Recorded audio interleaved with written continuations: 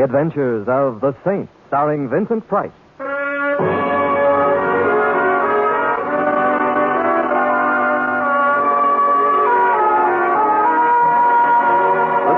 Based on characters created by Leslie Charter and known to millions from books, magazines, and motion pictures. The Robin Hood of modern crime now comes transcribed to radio, starring Hollywood's brilliant and talented actor Vincent Price as the Saint. Oh, open up, please. Hurry. Well, to what do I owe this? Close the door. I've been followed. Naturally, you're a blonde. I assure you, the men who followed me weren't interested in the color of my hair. Don't tell me they were chasing you for your money. No, dear, not my money, my life. Well, it's good to be here, finally. I've come a long way to see you, Simon. Oh, well, if I'd known you were coming, You didn't expect me? You're as unexpected as Yankee bean soup on a menu in Moscow, but infinitely more welcome. You weren't contacted? You didn't speak to Maxim? The only Maxime I know happens to be a restaurant in Paris. Oh, they intercepted him. And we were so sure he wasn't even known to them. That his cover was... We'll have to proceed on our own, Simon. We can do it. Of course we can do it. But what? What particular type of melodrama are we playing? I'd better tell you the whole story, everything. And you have the Sultan's ear, Scheherazade. Or what is your name? Claire. Claire. Oh, sit down, Claire. Thank you. I've just come back from Mexico City. He was there. He's changed in the last 5 years, Simon. You'd never recognize him. It must have been plastic surgery. He doesn't look... I see. And now I know everything? Did you hear something? What sort of something? Outside the door. I thought I heard a footstep. Simon, the blinds. Pull down the blinds. How stupid of me not to have done it immediately. Yeah. Why are you staring out the window? Is someone... Is one of them a little man in a badly fitting suit? At least 2 sizes too large for him and a large floppy hat?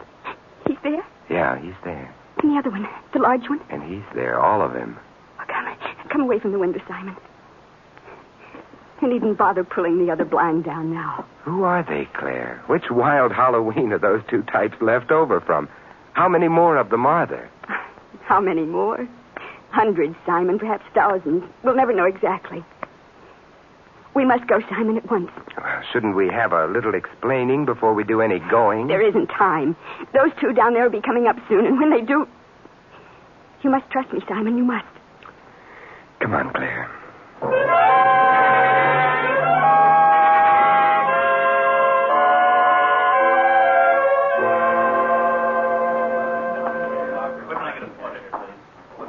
Is there anyone... Do you think we were followed, Simon? Is there anyone behind us? Look, in Grand Central Station, there are always people behind you.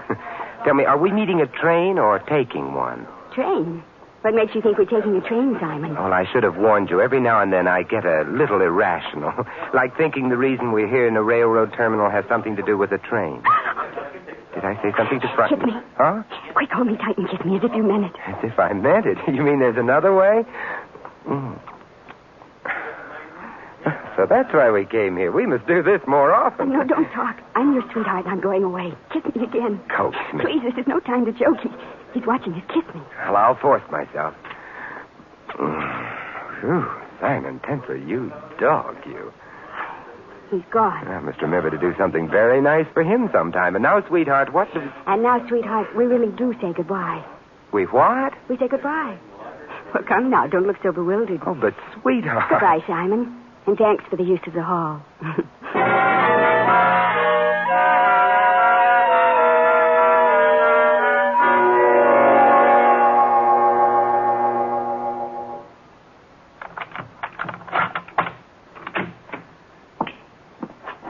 You forgot to close the door, Mr. Templar. What? Oh, yes, so I did. But since it's my door, I think I'll leave it open this time. Especially since you're just about ready to leave. You are wrong, Saint. I am not ready to leave. I have a few things I must do before I go. What sort of thing? Perhaps I shall kill you first. In fact, I am quite sure that I shall. But that is the least of what I must do here in your apartment. Look here, if you insist on killing me, I'm afraid that I'll have to insist that you regard it as important. Oh, it is important only to you and to the policeman who will have the tiresome task of finding out who did it. You will shut the door, please, Saint? I will shut the door. As for your new friend, Saint, the matter of your death will be to them merely a temporary inconvenience. And for me, the matter of my death will be, I'm afraid, a rather permanent inconvenience. Well, so I'm to be killed by a Luger, I see.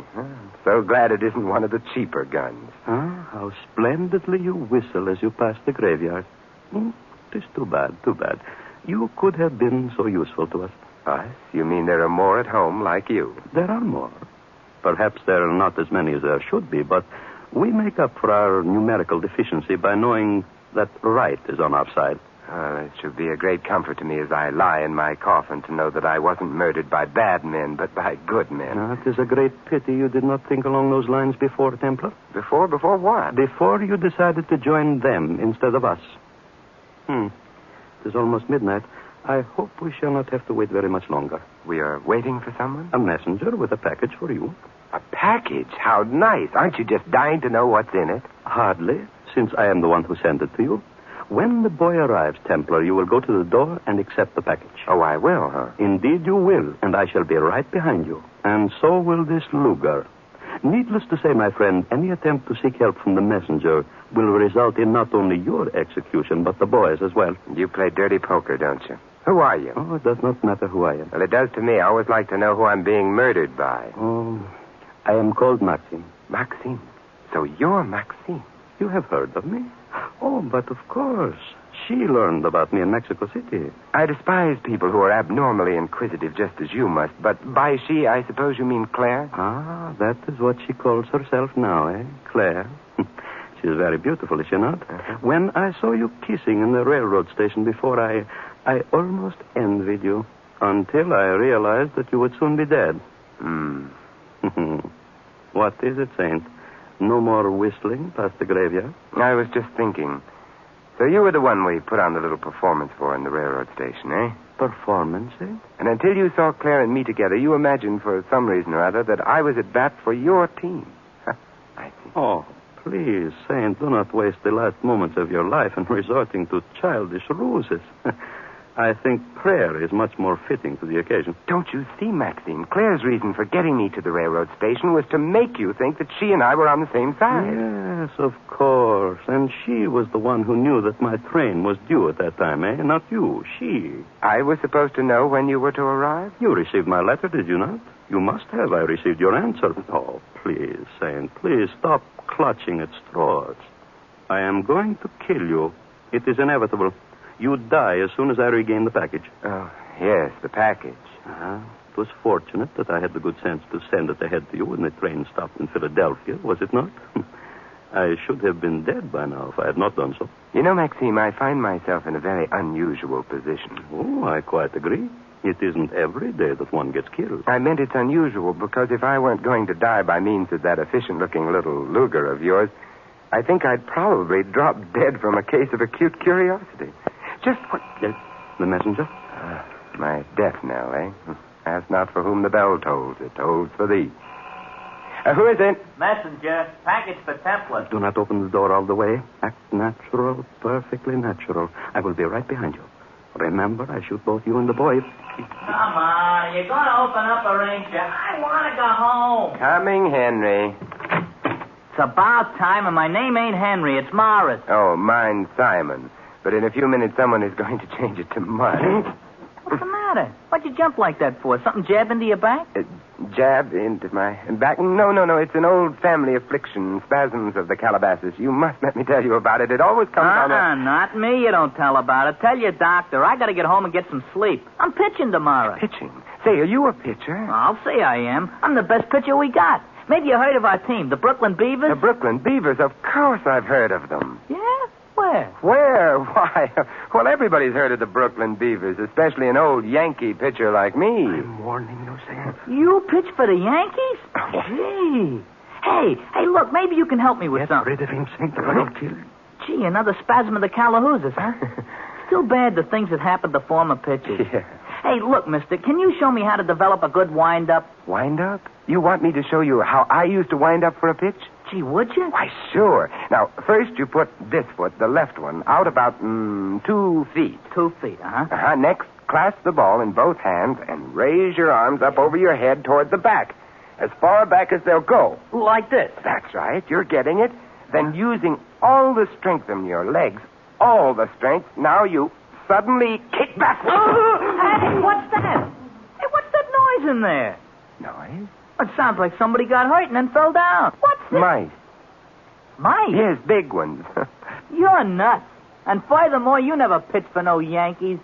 You don't think so? I know so. I never seen such a lousy wind-up. Here's your package. And you can just forget about the tip, buddy. Thanks. The things some people tell you. And for what? Only so they can impress you.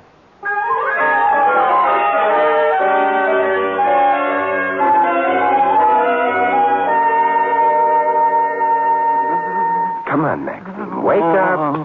Come now. It's time to be alive again. Here, now. Sip some of this. There. That's... Hey, wait a minute. That's Napoleon brandy. If you spill it, Napoleon and I will never forgive you. That is enough. You don't feel very well, do you, Max? Is that any kind of a look now to throw at a man who's just been feeding you Napoleon brandy? Go on, Templar. You hold the gun now. Get it over with. You mean shoot you? Oh, I wouldn't dream of shooting you, Max. Why, I'd be lonesome without you. Besides, I can't tell you how much I've been looking forward to an inch-by-inch travelogue based on your trip to Mexico. No, you will get nothing from me, Saint. Go ahead, shoot. I will not be the first man to die for something he believed in. Thank you, Nathan Hale. Oh, I am in pain. Oh, yes, I know, and you must try to forgive me. But after all, what's a little kick in the pit of the stomach between friends? Tomorrow, perhaps you'll be kicking me in the stomach. Oh, water. Give me water. I'll get you water, but I won't give you water. You'll have to buy it. Buy it? By answering a question. The thing I found in the package, what makes it so valuable? Oh, no, I will not tell you. I cannot. Water, please. Maybe you can buy yourself a glass of water with the answer to this one. I shall not answer any question. You have courage, my friend, but here's a question anyhow. There's a little man in a floppy hat and a suit that's too large for him, and another man roughly patterned after the Empire State Building. Do you know him? Yes. Your side? Our side? No, Templar, not our side. Satan's. Well, you have just won yourself a glass of water. Would you like to try for two? I will not answer any more questions. Stubborn little fellow, aren't you? I'll get you water. And then I will make sure that you will be here when I get back. And then... You're going out? Oh, just down to the corner. I want to ask those two curious employees of Satan's just why they prefer to spend the night on the street staring up at my windows when beds are so much more comfortable.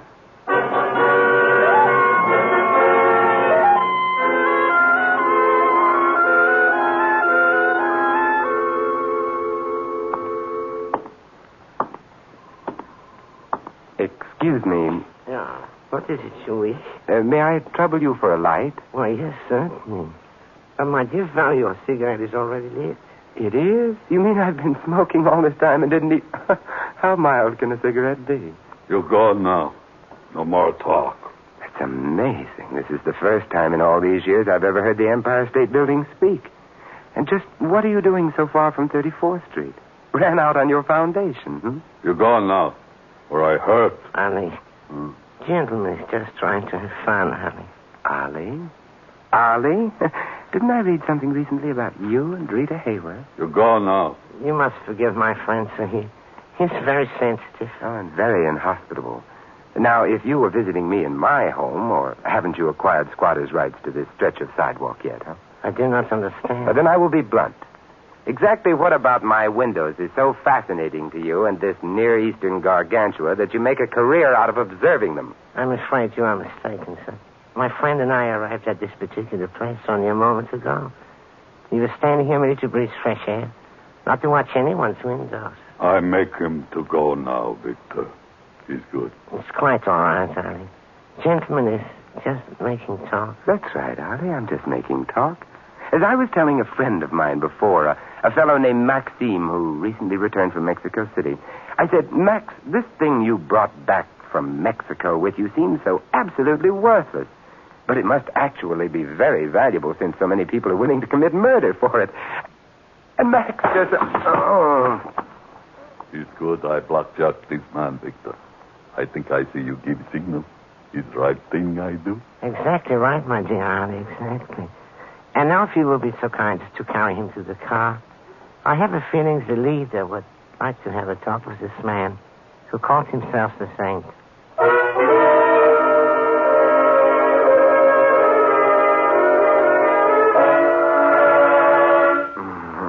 Wake up, son. Wake up now. Oh.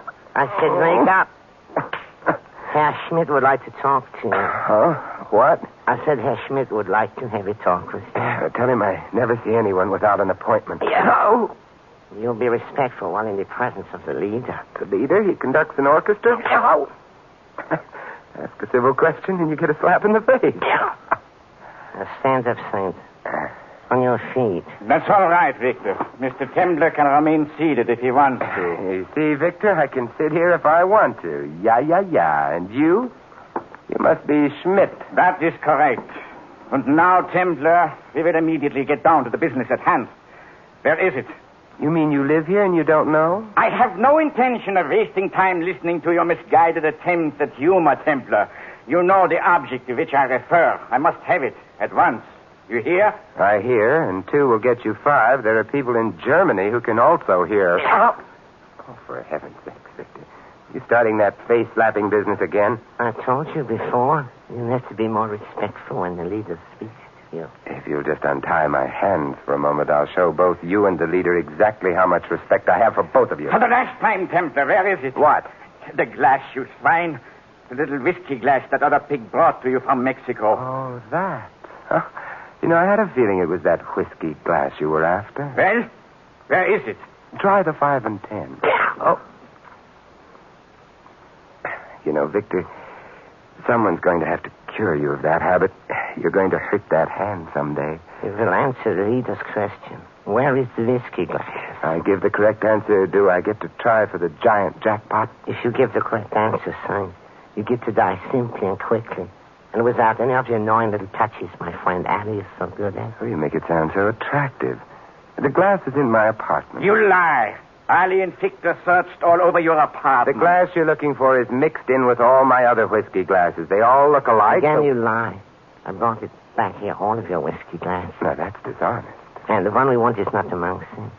For the last time, Saint, what did you do with it?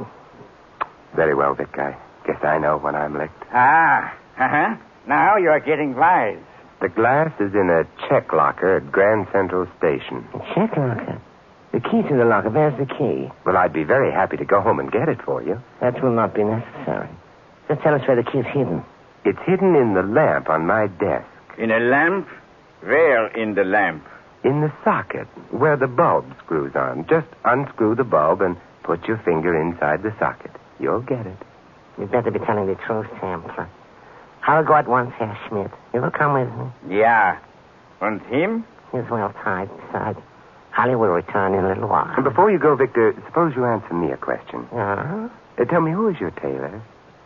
My tailor? Yes, I've been admiring that suit you have on. I think it's very considerate of your tailor to make it 2 sizes too large in case you have a friend visiting. Oh, my goodness. The rest I say for Harry. He will do his best to entertain you while we are gone. He will do tricks for you. Oh, how nice. All sorts of tricks with hot irons and lighted matches. And you will see. Let us go, Herr Fuhrer. After you, mein Herr. After you.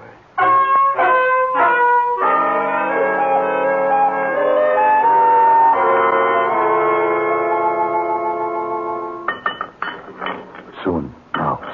Iron will get hot. Iron will get very hot. Oh, I send my laundry out, Ollie. It burned through skin. You like that, huh? Love it, but I'm a little disappointed in you, Ollie. Your friend Victor claimed that you had some fresh and original ideas. That hot iron stuff goes back to the Middle Ages, which is where I wouldn't mind going back to right now. I know business. Best torture man in whole world. You? You know better one. Sure. Who? Me. You torture man? The best. I no believe. You mean to say you've never heard of Terrible Templar? The trouble with you is you just haven't been attending the annual Torturers' Convention. Would you mind turning your head the other way next time you say Pa? That's the kind of torture I don't deserve. I not believe you know torture treat. Ollie, you just ignorant, that's all. Why, my butterfly twist is famous everywhere torture is practiced. Won first prize at the Iowa State Fair. Iron soon be hot now. Then I show you. Hot irons, high school stuff. Tell me, how many lighted matches can you put under a fingernail? 3 under each nail. 3? Only 3? You do better. How many you put? 14. 14 under one fingernail. Yes, sirree. I no believe. You big shot. Liar. So I'm a liar, huh? I suppose now you want me to prove. Yeah, you proof. You show me. Untie my hands from behind this chair and I'll show you. 14 marches. Big show of liar. There. You untie from chair. Now, you show me. With the greatest of pleasure. I'm sorry I broke the chair on your head, Ollie. I was getting sort of fond of that chair.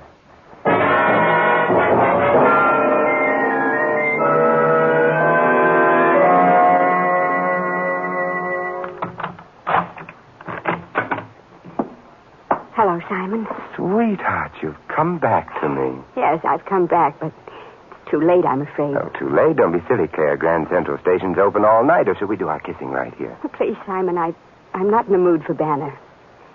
There's a man here in your apartment. He's in the other room. That's Maxime. Surely you remember good old Maxime. Oh, yes, I have much reason to remember Maxime. He's dead. Dead? He was shot. Oh, that's too bad. He was a game little guy. You killed him? No, the unholy twosome was here looking for the glass. They did it. The little man in the badly fitting coat and the giant Arab? Yes. I should have guessed. But the whiskey glass, Simon. What happened to the whiskey glass? They have it. Victor and the man he calls the leader. The leader? He's in New York? Herr Schmidt is here, all right, but believes me not to stay. Nor is Victor long for this world. Now I'm going to ask some questions. And what's more, I'm going to get some answers. Yes, Simon, I think you're entitled to some answers. You don't know why the glass is so important, do you? Obviously, it carries somebody's fingerprints. I can't think of any other reason why a 10-cent whiskey glass could be important, but whose? You have heard of Karl Bruder? Karl Bruder. Bruder, yes. Hitler's heir apparent. The man selected most likely to succeed him, but he's dead. It was never completely proven. He was thought to be dead. Go on, Claire. We have an organization among some of my countrymen which has sworn to track these beasts down. Well, we found Karl Bruder, our biggest prize, in Mexico City. He'd had his face changed by surgery. He no longer was the fancy dresser he used to be. They used to call him the Nazi Beau Brummel. But still, adding together 100 minute facts and clues, we knew it was Bruder. Well, why didn't you tell the government, Claire? They'd have taken over from there on. Well, because everyone now takes it for granted that Bruder's dead. They can't conceive that he's alive. So you got his fingerprints, the one thing that couldn't change, that would prove that Bruder was alive. Yes. We were going to send the glass to Germany to have the prints compared with the set of prints known to be Bruder's that exist there. Yes. Then they would have believed us. Then they'd have to arrest him and make him answer for his crimes. But Bruder got wise. Oh, he knew that someone had gotten hold of the glass with his fingerprints. It was life or death to him to get it back. I was charged with bringing the glass here. And Maxine? Maxine. Poor Maxine. I was stupid. I didn't know. Didn't know what? Ours is not a very closely knit organization, Simon. The members seldom meet each other, and, well... You mean you and poor Maxine were playing on the same team? Yes, but we didn't know. Neither of us knew. We each thought... It's too bad. When you heard that Max was coming to me to help him, you staged that scene in the station to make him think that I'd joined up on your varsity. Yes, I was stupid. Max would still be alive if I... What's the use? It isn't Maxine's life that bothers me so much now. It's losing the glass. That is the unforgivable part of it. Now Bruder will get away. What'll you bet he doesn't? A long evening in Grand Central Station?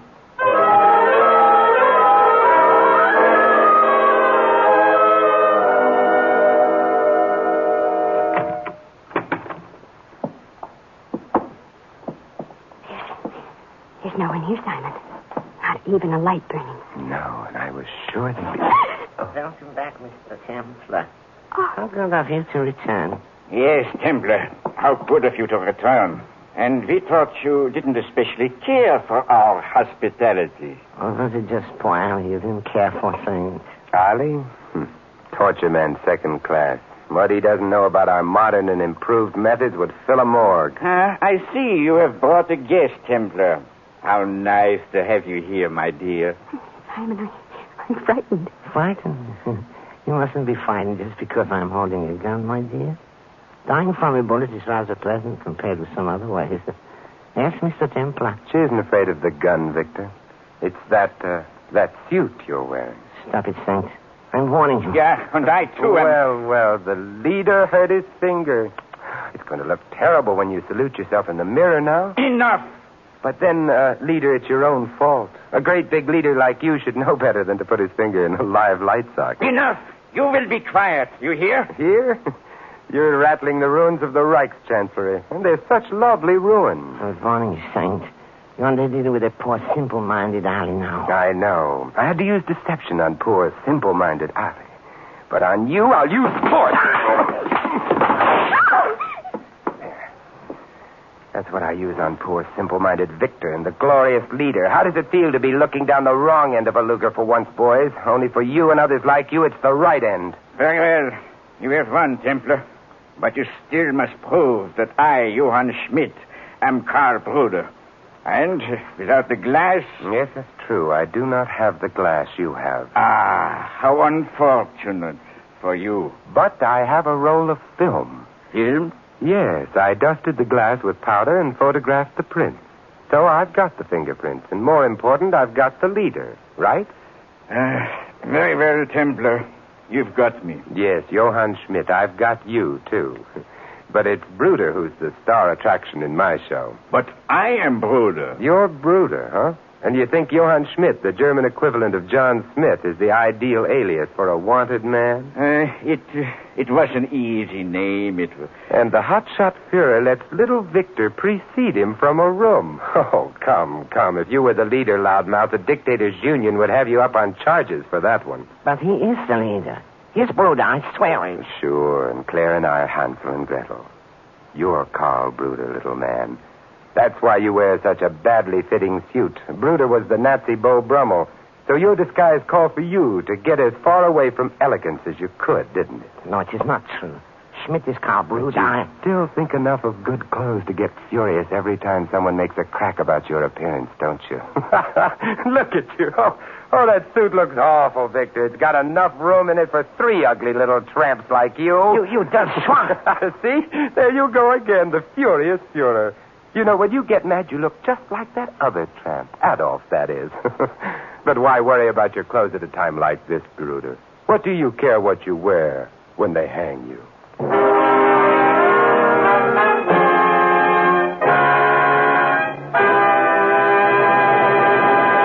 You've been listening to another transcribed adventure of the Saint, the Robin Hood of modern crime. Now here's our star, Vincent Price. Ladies and gentlemen, in tonight's cast, you heard Sammy Hill, Lou Merrill, Gil Stratton Jr., Charlie Lung, Ed Max, and Ted Von Elk. This is Vincent Price inviting you to join us again next week at this same time for another exciting adventure of the Saint. Good night.